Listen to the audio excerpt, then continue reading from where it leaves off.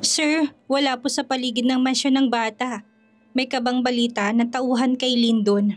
Gigil na napamura siya. Check the whole area again, even outside the mansion. Tumalima to palabas. Lalabas na rin sana siya upang maghanap dahil baka hindi lang napansin ng mga ito ang bata. Picture lang pinakita niya kanina at hindi kilala ng mga ito si Sander. Ngayon pa lang ay kumukulo ng dugo niya at kinakabahan. Higit pa ang takot na nararamdaman niya ngayon kumpara noong barilin ang sasakyan ng lolo niya. Daddy, does that mean Kuya Sander is missing? May hikbing tanong ni Siren dahilan upang mapabalik siya sa sala. Nakaupo na ito sa sahig at lumuluha. Mahina siyang nagmura. Oo nga pala't may babae pa siyang anak. He's not, nasa labas lang siya. Find him, Daddy! Find Kuya Sander! Ngawa nito, napapikit siya ng mariin. Kahit gusto niya ring magwala sa oras na yon, kagaya ni Siren ay pinigilan niya sarili. Nasa itas lang si Beth at baka marinig sila. Himalang at hindi pa ito lumalabas o tinatawag siya. Shh, princess, mahanap natin ang Kuya Sander mo. Suyo niya dito. What if not? No, I don't want to lose Kuya Sander. Mommy! Mommy! Muling iyak nito at mukhang aakit pa sa hagdan, ngunit kagad niya itong binuhat at tinalikan sa ulo. Shh! Secret na muna natin ito, okay? Hahanapin muna natin ang Kuya Sander mo. Pakiusap niya rito. Suminghot ito pero yumakap din sa balikat niya. Daddy, please! Bring him back! Umiiyak na pakiusap nito. Huminga siya ng malalim. Ngayon palang nakikita niya ang masaganang luha ni Siren ay parang hindi na siya makahinga. What's happening, Lyndon? Anong nawawala si Sander? Galit na tanong ng kanyang lolo na pababa pa lang sa hagdan. Nahilot niya ang sentido bago ito hinarap. Buhat pa rin niya si Siren na ayaw humiwalay sa kanya. I thought you were with them, Lo. Nasa opisina ako. Hindi pa ako pumunta sa movie room. Hindi mo ba siya napansing lumabas? Umiling siya bago sinilip si Siren na tahimik na humihikbi. Princess, dito ka na muna kay Lolo Alfredo. Hahanapin ko lang si Sander. Daddy needs to find your brother. Pangaalo niya dito. Pigil nitong iyak at lumalakas gaya ng utos niya. Hindi naman ito nagreklamo ng binaba niya. Tumakbo pa ito sa kanyang lolo at yumakap sa binti nito. Lolo, Kuya is missing. Muling iyak nito. Shh! Hindi nawawala kapatid mo. Let's wait for him, alright? Hindi na siya nagpaalam sa mga ito at tumalikod para sana hanapin na rin si Sander bago pa man malaman ni Beth na nawawala to. Kaya lang itinawag pa siya ng kanyang lolo. And where are you going, Lyndon? Humarap siya. Hahanapin ang anak ko. Use your brain. Check the security room. Imposibleng hindi siya nahagip ng CCTV. Napaawang ang mga labi niya. Doon niya lang naalala ang mga CCTV sa mansyon nila. Thanks, Lo. Bulong niya bago lumiko sa kabilang panig ng bahay. Tinawag pa niya isang tauhan na madala sa kwartong iyon. Tinawag niya rin ang isang katulong upang pabantayan si Siren na kasama ng lolo niya. Tumawag pa siya ulit ng isa pang katulong para naman ipakuha ang mga basag sa kwarto niya. Kung siyang pupunta doon ay baka hindi niya mapigilang masabi kay Beth na nawawala si Sander. Sir, mukhang nakausap po niya si Ma'am Sheila. Agad na imporma ng tauhan niya. Tutok ang mga tingin niya sa lahat ng monitor. Nireview nila ang lahat ng CCTV footage. Nung makita ng paglabas ng movie room ni Sander ay sinundan nila yon. Totoo ngang pupuntahan siya nito dahil nandoon ito noong pagalitan niya si Sheila. Pero noong lumabas si Sheila ay sumunod ito. Doon pa lang ay kumuyom ng kamao niya. Lalo na't matapos makitang kinausap ni Sander si Sheila, hindi niya alam kung bakit ito kinausap si Sheila. Pero malinaw ang kuha ng CCTV. Kitang-kita nila kung paanong galit na higitin ni Sheila ang braso ni Sander at dinuro pa nito. Malutong siyang nagmurat na ikuyom ang kamao. Post that and take a screenshot. Ipapadala ko yan sa kanya. Gigil niyang utos. Ginawa nitong inutos niya bago tinuloy ang video. Hindi naman sumama si Sander kay Sheila. Bagkus ay tumakbo ito palayo. Shit, he's in the swimming pool area. Bulong niya bago mabilis na tumakbo palabas. Hindi niya alam kung bakit hindi ito nakita ng mga tauhan nila pero hindi na yun ang concern niya. Kagad siyang tumungo sa likod. Kahit sining maliligaw sa mansyon nila pero hindi siya. Kaya lang pagkarating doon ay wala namang Sander. Sander, Daddy's here. That's okay, buddy. Hindi kita pagagalitan. Pagtawag niya rito. Namewang siya noong walang lumabas na Sander. Halos tanghali na yon at malinaw naman niyang nakikitang walang katawan sa swimming pool. Hinding-hindi niya mapapatawad ang sarili niya kapag may nangyaring masama sa anak niya. Daddy, she's your wife, right? Mabilis siyang napabaling sa malapit na halamanan. Doon niya naririnig ang boses ni Sander. Mabilis niyang tinakang patungo doon at halos magpasalamat ng higit sa 10 beses matapos makita doon si Sander. Nakaupot yakap-yakap nito mga tuhod. Oh God, why did you hide? Come here, buddy. Masuyo niya tong tawag. Imbis na lumapit ay nagangat ng tingin nito sa kanya. Natigilan siya matapos makitang puno ng luha ang mga mata nito. Kaya po ba hindi ka na nagpupunta sa bahay? Dahil may asawa ka na? Naiyak na tanong nito. Muling umigting ang panga niya. Siguro yun ang sinabi ni Sheila dito. Hindi niya palalagpasin ang bagay na yun. That's not true. I don't have a wife. Your mother is my girlfriend. And you are my son. Gusto sana niya idagdag yun pero hindi pa panahon para doon. But mommy said because of you. Hinanakit nito.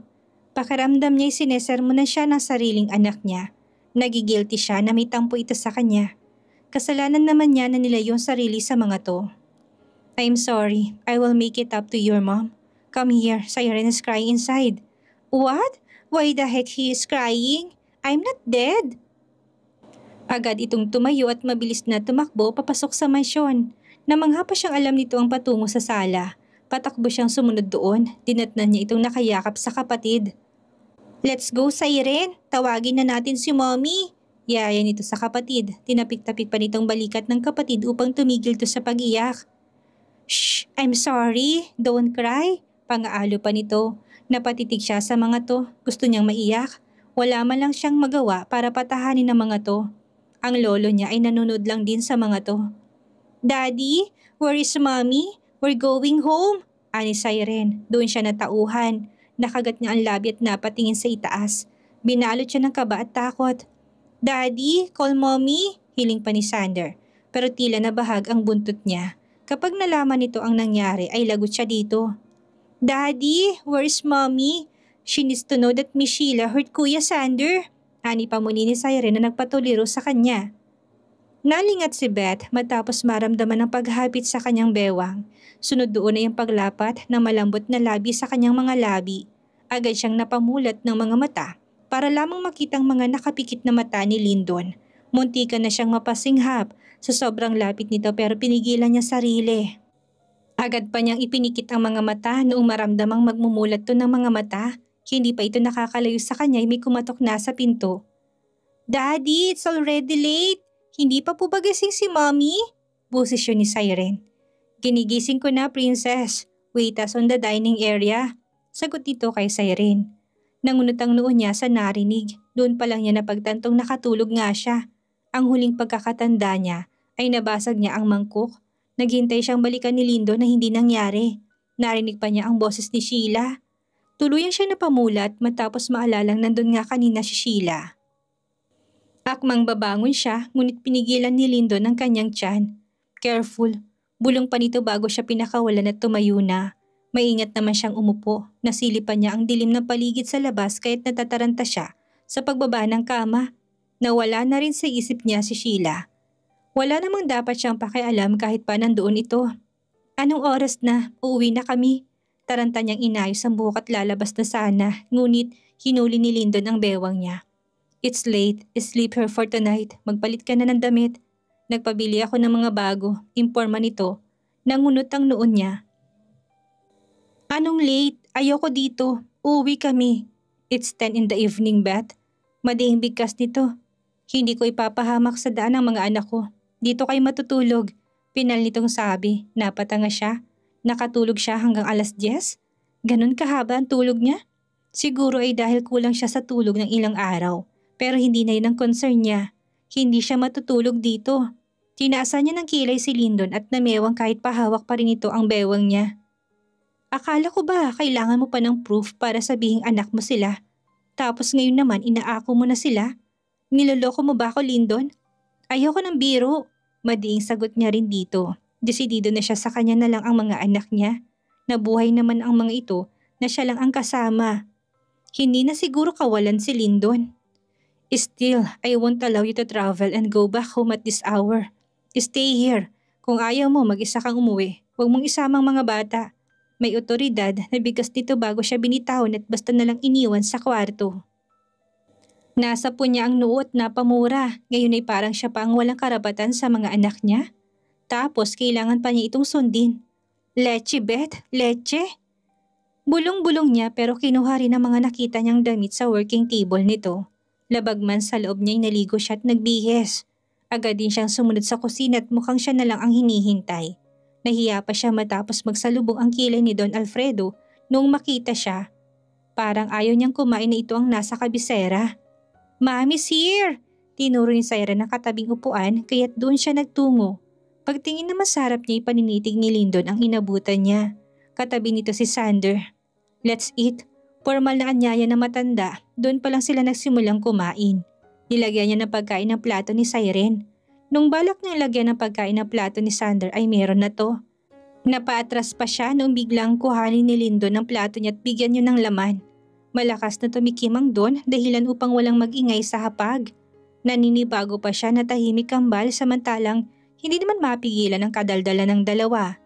Hanggang sa matapos ay tunog lang ng kutsara ang maririnig. Walang nangahas na magsalita sa kanila. "Kids, I bought clothes too. Take a bath and wait for us in my room." Utos yun ni Lyndon sa kambal na kagad tumalima. Nangunot ang noo niya. Bakit parang iniiwasan siya ng mga anak niya? "Leave the dishes, Beth. Let's go upstairs." Ni Lyndon na papaalis na sa kusina. Hindi niya to sinunod. Bagkos ay nagligpit pa siya ng pinagkainan pero wala siyang nagawa nung pagbawalan siya ng katulong pero nagpumilit siya. Noong matapos ay doon lang siya umakyat sa itaas. Dinatnan niya pa ang kambal na katatapos lang yatang maligo. Nasa kama na at pareho may hawak na libro. Bukas din ang lahat ng ilaw sa kwarto ni Lyndon. Nakita niya pa itong nasa working table at nakaharap sa laptop. Bigla itong sumulyap sa kanya kaya't napatakbo siya sa banyo. Binagalan pa niya ang pagtututbrush. Paglabas naman ay diretso siya sa kama at hindi na nilingon si Lyndon. "What are you reading, kids?" Malambing niyang tanong bago humiga sa gilid ng kama, katabi si Sander. Hinila niya pa ang braso nito para mapalapit sa kanya at mayakap ang anak, ngunit napaupo siya noong dumaing ito. "It hurts, Mama." Mahinang usal pa nito, nabigla siya sa sinabi nito. Hindi naman mahigpit at malakas ng paghila niya sa braso nito kahit paanong masasaktan nito. Kumabog ang dibdib niya at kagad na itinaas ang long sleeve ng pantulog nito. Namilog ang mga mata niya matapos makita ang pamumula ng braso nito at hindi siya tanga para hindi malamang bakasyon ng kamay. "Where did you get this, Sander?" Napataas ang boses niya sa pagkatuliro. Napaatras ang anak niya. Nangingilid ng mga luha pero nagsisimula ng usbong ang inis niya. Ayaw niya sa lahat ay ang nasasaktan ng mga anak niya. "What happened? Paano mo nakuha to? Don't tell me a lie. I'm warning you." Mas mahinahon na niyang tanong. Ang pagkakaalala niya ay si Don Alfredong kasama ng kambal. Ayaw niya mag-isip na masama pero naisip niyang sinaktan ng matandang mga anak niya. Mommy, mahinang usal ni Sander. Nung muli niya itong tinignan ay naipon ng luha sa gilid ng mga mata nito. Napabaling pa siya kay Siren. Dahil maging ito'y naiiyak, nakipagtitigan siya sa mga anak at tila piniga ang puso niya. Sa nakikitang tila gustong magsumbong ng mga ito pero hindi sila makapagsalita. Huminga siya ng malalim. Pati tuloy siya ay naiiyak din. "You can tell me. Come on, tell mommy what happened, my babies." Suyo niya sa mga to. Imbis na sagutin siya ay parehong lumipad ang tingin ng mga to kay Lyndon. Nakaupo lang sa tabi niya. Mabigat tong huminga. Nakipagtitigan sa mga anak niya tila may lihim na kasunduan ang mga ito. "Daddy, we should tell mommy. We can't lie to her." Pagmamakaawa ni Siren. Si Sander ay napayuko lang, tila nagdadalawang isip na magsabi. Nakagat niya ang labi bago hinarap si Lyndon. "May nangyari ba habang tulog ako?" Mabagsik niyang tanong. Tinignan na muna nito ang kambal bago umiting ang panga nito. Mas nainis siya dahil doon. "Ano, sinaktan ba sila ng lolo mo?" Walang prenong tanong niya na kinadilim ng tingin nito. "It's not my grandfather, it's Sheila." Pag-aamin nito na lalo lang yata nagpainit sa ulo niya. "Hinayaan mo saktan ng bruhang yun ang mga anak ko?" Sigaw ni Beth kay Lyndon. Napatayo na nga siya sa sobrang galit na nararamdaman. Akala pa naman niya ay ang Don ang nanakit sa mga bata. Pero si Sheila pala, ang babaeng baliw na yata kay Lyndon. "I didn't know, alright?" Sander followed her. They talked then. "Whatever is it, Lyndon? Nasaktan ang anak ko. Tignan mo nga't may pasapa sa braso." Nanggigigil talaga siya ng sobra. Kung nalaman lang niya ito kaagad at kung naabutan lang niya si Sheila, ay baka kinalbo na niya to. Naiinis siyang umiling. Dapat hindi na kami nagtagal dito. Bakit kasi pinigilan mo pa kaming umuwi? Uuwi na kami ngayon din. Hindi safe dito ang mga anak ko. Calm down, Beth. Nasa harap lang ang mga bata. Madiing bulong nito. Doon siya natigilan at napalingon sa kambal na nakatitik sa kanilang dalawa. Parehong nangingilid ang mga luha. Gusto niyang pagalitan ng sarili dahil doon. Hindi dapat sila nakita nag-aaway ng mga to. Ayaw niyang na-expose sa away ang mga anak niya pero kasi hindi niya lang napigilan ang galit niya. Nagsisisi na siya ngayong nakitang nagugulat ang mga to. Binigyan niya ng matalim na tingin si Lyndon na nangungunot ang noo na nakatingin sa kanya. Huminga siya ng malalim at umiwas ng tingin. Agad siyang muling humiga. Dahilan upang umalis sa kama si Lyndon, hindi na niya to pinansin. Niyakap niyang kambal at parehong hinalikan ng mga ulo ng mga to. I'm sorry babies, hindi kayo naprotektahan ni mommy. Bulong niya sa mga to. Hindi na mangyayari to, okay? Maliit na tumango ang kambal. Inutusan na niyang humiga ang mga to kahit pa alam niya nakatayo pa rin si Lyndon sa gilid ng kama at nanunood sa kanila. Mommy, I was scared earlier, bulong ni Sander. Madi niyang hinalikan ang ulo nito bago mabining hinaplos ang braso nito. We will see a doctor tomorrow, Good night, mommy, bulong ni Siren kaya't natinapik niya ng braso nito upang makatulog to. Nakatagilid siya ng higa, nakayakap sa kanya si Sander na pumikit na. Tinatapik niya pa si Siren para makatulog to. Bukas na bukas ipapahatid mo kami. Ayoko magtagal dito sa mansyon at baka kung ano pang mangyari sa mga anak ko. Mahina niyang pagkausap kay Lyndon na alam niyang pinapanood sila. Dinig niya ang marahas nitong paghinga at paghiga sa kama pero doon ito sa ibaba. Gusto na nga niya itong sipain pero pinigilan niya sarili. I'm sorry, I wasn't able to protect Sander. Sinserong bigkas nito. Hindi siya sumagot baka kasi masinghalan niya lang ito muli. Pinilit niya na lang na sariling matulog kahit pa hindi naman siya inaantok. Ilang beses pa siyang nalingat sa tuwing mahinang umiingit si Sander. Hindi niya hinayaang magtagal pa sila doon. Pagkagising nila ay kagad siyang nagpahatid sa driver nila Lyndon kahit pa sila nag-aalmusal. Wala na rin naman si Lyndon kanina sa kwarto kaya malakas ang loob niyang umalis. Gusto pa nga sana niya diretso sa ospital pero ayaw ni Sander. Mas gusto nitong pumasok kaya pag uwi ay kagad silang naghanda papunta sa eskwela. Susunduin ko kayo dito mamaya, okay? Pagkausap niya sa mga to, hinalikan pa siya sa pisngi. Bago sabay na tumakbo papasok sa classroom nila. Manang Lupe, hintayin niyo po ako mamaya ha? Baling niya rito. Ako nang bahala iha. Hindi kami aalis hanggat wala ka. Napangiti siya pero kagad ding umalis doon. Pumasok siya sa opisina, nagulat pa si Minerva na makita siya. Okay ka na, Ma'am Beth? Napatayo pa ito't binuksan ang pinto ng opisina niya. Tumango siya rito. Si Lyndon, pumasok na ba? May ingat niyang tanong. Ang sabi kasi nito noong nasa swimming pool sila ipapasok to. May meeting po si sir. Mukhang hindi po siya tatapak dito sa opisina. After po kasi ng meeting pupunta po yata siya kay Sir Mark. Natigilan siya pero hindi na nagkomento. Mabuti na rin sigurong wala ito dahil baka sumabog siya sa inis. Inabala na lang niya sarili sa trabaho niya sa maghapon. Ilang beses pa siyang nagpabili ng pagkain dahil tila nagwawala ang mga anaconda niya sa tiyan. Sa sobrang abala niya nga hindi pa niya malalaman na mag-uuwian na kung hindi pa siya kinatok ni Minerva. Nataranta siya matapos makita ang oras. Inunahan pa niyang umalis si Minerva para lang makapara siya ng taxi kaagad at masundo ang kambal. Kasama naman ng mga ito si Manang Lupe pero kinakabahan siya. Sana lang hindi pa umalis sa mga to. Mabuti na lang at pagdating niya nasa waiting siya ng mga to.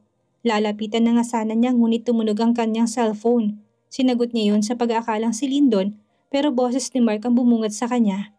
Oo nga pala't magkasama ang dalawa.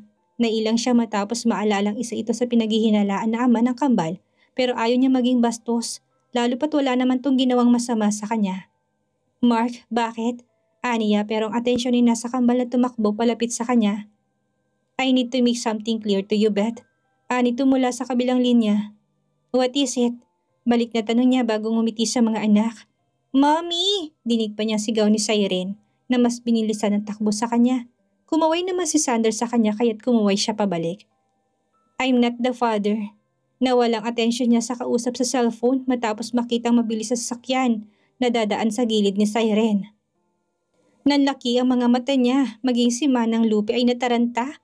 Agad nitong inaklit sa braso si Siren, ngunit tila kinuha ang lakas niya nung mahagip pa rin ang anak niya. Dumadagundong ang dibdib niya noong madapato. Siren! Malakas niya sigaw. What happened, Beth? Dinig niyang tanong ni Mark pero hindi siya sumagot. Taranta siyang tumakbo patungo sa anak. Nanginginig si Manang Lupe sa kabat si Sander ay naiiyak na nilapitan ng kapatid. Maging siya ay napangunahan ng kaba. Nabitawan na nga niyang hawak na cellphone. Mahawakan lang si Siren. Siren, baby? Nanginginig niyang gising dito. Mommy, is she alright? Naiyak na tanong ni Sander. Walang tigil ang kabog ng dibdib niya. Lalo pat nakita ang dugo sa uniform nito. Diyos ko, tulong po! Dinig niyang sigaw ni Manang Lupe, ngunit ang atensyon niya ay kay Siren lang. Baby, gigising na! Gumagaralgal ang boses niya, tila binibiti ng paghinga niya sa hindi nito pagmulat ng mata. Nangingilid ng luha niya pero nalaki ang mga mata niya. Noong magmulat ito ng mga mata, Mommy, blood! There's many blood! Nangihinang bigkas nito na pumilipit sa puso niya. Ano kayang mangyayari kay Siren ngayon na disgrasya to? Sinadya kaya to o aksidente lang talaga? Malaman na kaya ni Lyndon na anak niya ang kambal sa pamamagitan ng DNA test? Yan ang ating aalamin sa susunod nating kabanata.